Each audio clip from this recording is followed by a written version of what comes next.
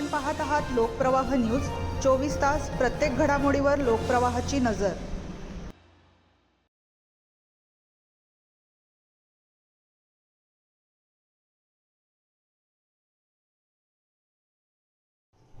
गंगापूर रोडवरील मराठा विद्याप्रसारक समाजाच्या horizon academy ICSE Udoji boarding कॅम्पसच्या इमारत बांधकामावर आक्षेप घेत महापालिका आयुक्तांकडे तक्रार करण्यात आली आहे. मंजूर आराखड्यापेक्षा अधिक बांधकाम करून विनापरवाना तिसरा मजला उभारण्यात येत असल्याचा आरोप तक्रारदार प्रणव वसंतराव पवार यांनी पत्रकार परिषद घेऊन केला आहे.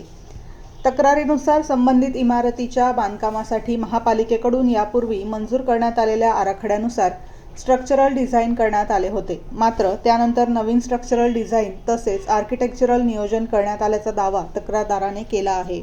मंजूर आराखड्यानुसार इमारतीचा पाया ठराविक मजल्यांसाठी तयार करण्यात आला असताना त्यापेक्षा अधिक मजले उभारल्यास इमारतीच्या सुरक्षिततेबाबत प्रश्न निर्माण होऊ शकतो अशी भीती तक्रारीत व्यक्त करण्यात आली आहे.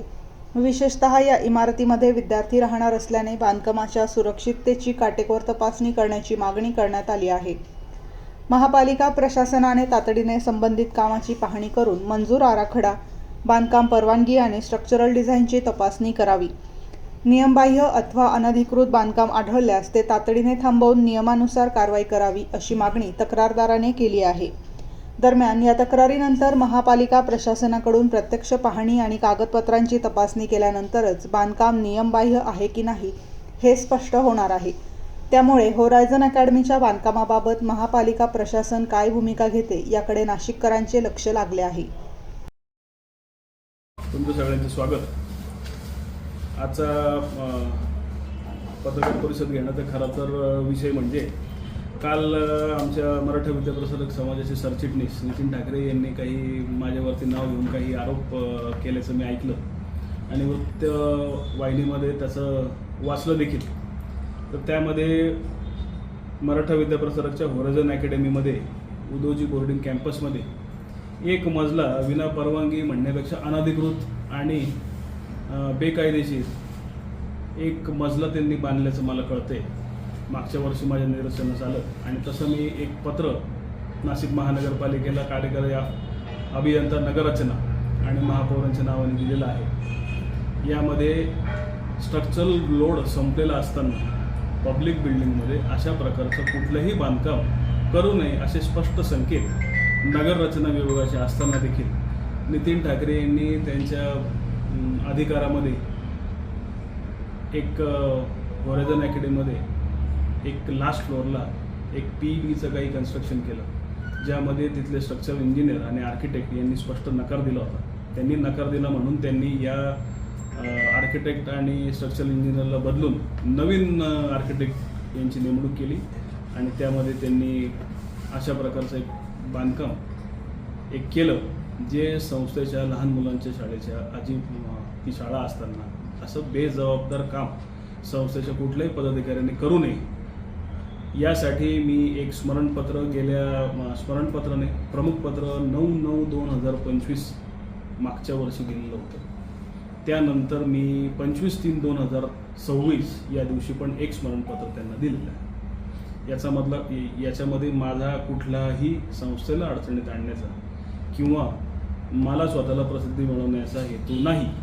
1 वर्षानंतर काल जेव्हा नितीन ठाकरेंनी माझं नाव घेऊन तिथं जी चर्चा केली त्यामुळे मी आज हा खुलासा इथं करतोय आणि मी सगळ्यांना त्याबाबत असलेले सगळे पत्र आणि हे सगळ्यांना देतोय.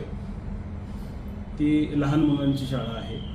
त्या शाळेमध्ये अनेक प्रश्न प्रलंबित असताना त्यांनी ह्या प्रकारचं बांधकाम करण्याची गरज नव्हती. त्या शाळेमध्ये आज साध्या वॉशरूम्समध्ये पाणी नाही.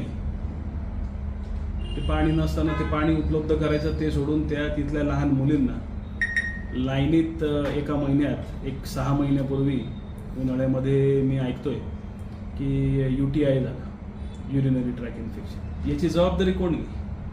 पालक हैराण आहेत, कोणी ऐकायला तयार नाही. LMCवरती जे लोक अध्यक्ष म्हणून दिले त्यांना त्यांचे इंटरेस्ट खूप वेगळे आहेत. LMCचे अध्यक्ष तिथं जातात, सूचना करतात की नाही सूचना करत याची कोणाला कल्पना नाही. दर PTA भांडणं होत आहेत. पॅरेंट टीचर्स मीट जे असते असोसिएशन जे आहे त्याचे जे लोक आहेत त्याच्यामध्ये होत आहेत. बसचे वाद वेगळे आहेत. काल परवा एक मुलगी बसमध्ये राहून गेली, सोडून आले, नंतर पार्किंग केली, मग कळलं की ती मुलगी बसमध्ये झोपलेली आहे रात्री 4 तासांनी. ही कुठल्या प्रकारचं मॅनेजमेंट आणि पद्धती? याच्यामध्ये आता कुठंतरी बोलण्याची वेळ आली. यांनीच हा विषय घेतल्याने मला हा विषय बोलावा लागतो. दुसरा विषय मेडिकल कॉलेजच्या भाडेपट्टा करारनाम्याच्या संदर्भात काय जे तुम्ही बातम्यांमध्ये, न्यूजमध्ये, व्हिडिओमध्ये ऐकतायत ते आहे समोर.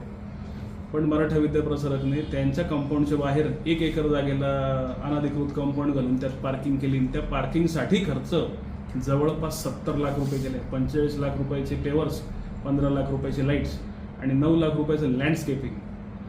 अशा पद्धतीने जर मराठा विद्याप्रसारकचा कारभार होणार असेल तर मला फार खेद वाटतो. संस्थेचं पुढं काय राहील भविष्य हे सांगता येत नाही. संस्थेमध्ये दोषी कोणाला ठरवताय तुम्ही? संस्थेची कार्यकारिणी आणि सरचिटणीस. आता आपण एक गंभीर आरोप केला की विद्यार्थ्यांना आणलं जातं, पेशंटांची संख्या खोटी आकडेवारी वार्षिक सभेत दाखवत जाते. हा प्रश्न जो आपण सांगितलं याचं थोडंसं खुलासा कसं काय? मराठा विद्याप्रसारकचं जे डॉक्टर वसंतराव पवार मेडिकल रुग्णालय आहे, हे रुग्णालय हे धर्मदाय आयुक्तांच्या अंडर येतं. याच्यामध्ये तुम्ही करत असलेल्या कुठलीही ॲक्टिव्हिटी ही NMCला तुम्हाला रोज संध्याकाळी अपडेट करणं गरजेचं आहे. NMC म्हणजे नॅशनल मेडिकल काउन्सिलला. त्याची एक वेबसाईट आहे. त्या वेबसाईटवर तुम्हाला किती पेशंट तुमचे IPD आहेत, इंडोर किती आहेत आणि बाह्य रुग्ण किती आहेत, येऊन गेलेले आहेत OPDसाठी, हे तुम्हाला त्याच्यामध्ये कळतं आणि ते अपडेट करावं लागतं. त्याच्यावरती तुमच्याकडे असलेल्या ॲडमिशन्स आणि त्याची फीज या सर्व गोष्टी ठरत असतात. त्याच्यामुळे मराठा विद्याप्रसारकच्या सर्वसाधारण सभेमध्ये सरचिटणीसांनी काय आकडे दाखवले, काय हे केले, याला अजिबात महत्त्व नाही.